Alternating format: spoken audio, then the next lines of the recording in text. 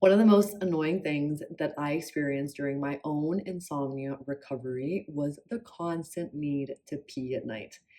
I remember not even drinking a huge amount of water. Like, I even started limiting my water intake to a few hours before going to bed. But still, I would still wake up three, four, five, if not more times during the night. And what was so annoying about it was that it always felt like it was arriving, or like the need to go to the bathroom always came straight when I was about to go to sleep or about to fall into what I thought was sleep. So of course, it was unbelievably frustrating. If you are new here, my name is Fiona, and I'm a recovered chronic insomniac turned holistic sleep coach. And in today's video, I'm going to be breaking down why this is happening and how this isn't actually your fault. It is actually a sign that your body is stuck in a state of hyperarousal. We're also going to be talking about other signs and other symptoms that you could be experiencing that are paired with a constant need to pee, so that you can also leave this video knowing and confident as to what you can do moving forward when and if these situations present themselves. Let's start with the very basics, which is, what do we even mean by being stuck in a state of hyperarousal? And in order for us to know why or how that even happens, we need to understand that our moods, emotions, our levels of stress are regulated by our nervous system. Our nervous system is a system in our body. It is automatic. It is constantly scanning our environment for potential threats. And ultimately, its job is to keep us safe. Within our nervous system, we have two different states that we can be in. We can be in our parasympathetic, which is like rest and digest. You can imagine this as you laying down on your couch Sunday evening, watching your favorite calm movie. You just like feel super chilled out. You're in your parasympathetic nervous system, versus being chased by a robber down the middle of a strange city that you do not know. That's you very much experiencing being in your sympathetic or your fight or flight. And that is because your nervous system is agitated and it is releasing like cortisol and adrenaline, these different stress hormones, in order for you to be kept safe. What does this have to do with being hyperaroused at night?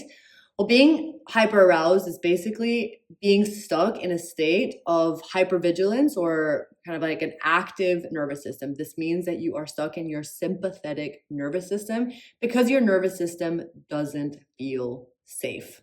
When it comes to sleep, that happens because we have an initial stressor that affects why we're sleeping, and then we react badly to the fact that we're not sleeping. And that initial stressor that even affected our sleep no longer matters.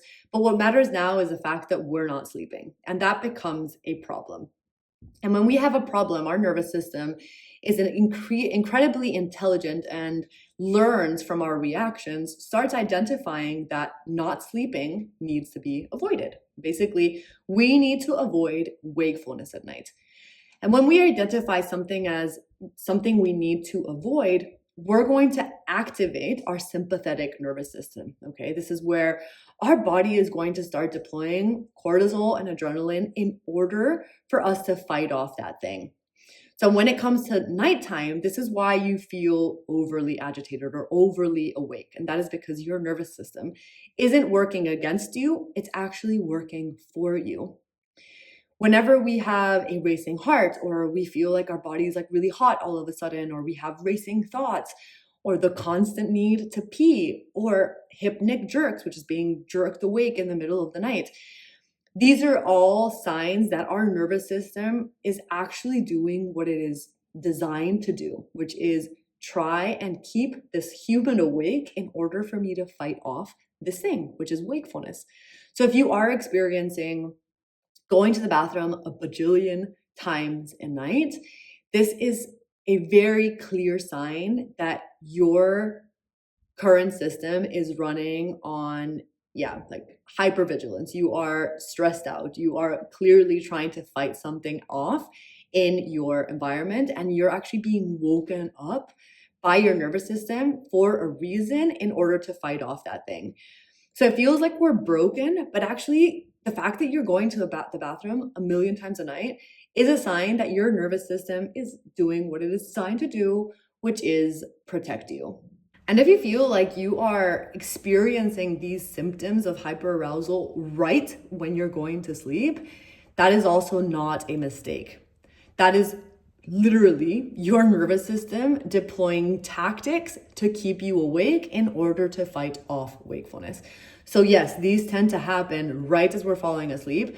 And the symptoms are not just going to the bathroom a million times. Like, you can have that symptom, but you can also have other symptoms that you are stuck in a state of hyperarousal. And those can be being jerked awake in the middle of the night. This is this hypnic jerk where you feel like you're being jolted awake right when you're falling asleep. Incredibly annoying when you're struggling with sleep. 2, you can struggle with a clenched jaw or teeth grinding. You may experience this by waking up and feeling like your jaw is a bit tired or tender. 3, racing thoughts, like feeling like your brain just will not shut off, and no matter what you try or what you try to think of, the thoughts are there. So that's also a sign that you're, again, overly agitated. 4, a racing heartbeat, so feeling like you're in a way like awake, like wired but tired. So it doesn't mean that your tiredness isn't there. I think sometimes we experience not feeling tired at all, but it doesn't mean that the tiredness isn't there. It's just that it's being currently masked by something stronger, which is this level of stress. So feeling tired but wired, also a very clear sign that you're stuck in a state of hypervigilance. And if you are experiencing one or all of these things, the most important thing that I want you to know is that you are not broken, okay? We put so much pressure on ourselves to remove these symptoms, when in fact, it is not the symptom that we need to work on. It's how we react to them happening, okay? I'll get to that in a second. But I do want you to know that this is not your fault. In fact, if you are experiencing this makes you human. It doesn't make you broken. In fact, you can see this and reframe this experience as, oh, wow, my nervous system is actually trying to keep me safe right now. How can I slowly start teaching it that it is safe instead of it kind of purposefully trying to warn me of something? So now that we know why they're happening and that they're completely normal, the question probably is, how do we stop these from happening? And the reality is that can't be the focus. You can't just say, oh, I need to remove these hypnic jerks. I need to remove the constant need to pee at night. In reality, what we need to work on in order for these to reduce or decrease over the course of time is how we react to them. Our nervous system learns and is reinforced by how we react to different situations.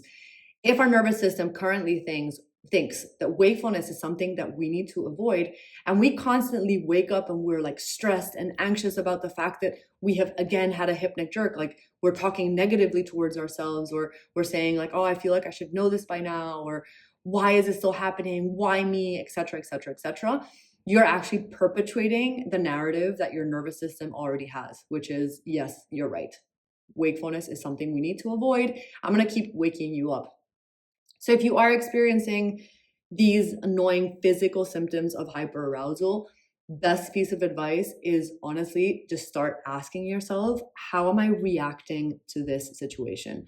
It doesn't mean you need to change it all at once, but just start by asking and acknowledging how you're reacting. Because once we acknowledge how we're reacting, we can slowly start to work on changing how we react, okay? We can't control whether or not they're going to happen, but we slowly can over the course of time, and through our actions and through testing these boundaries of fear, we can slowly start coming back to, okay, how can I react in a way that is showing my nervous system that I acknowledge that it doesn't feel safe?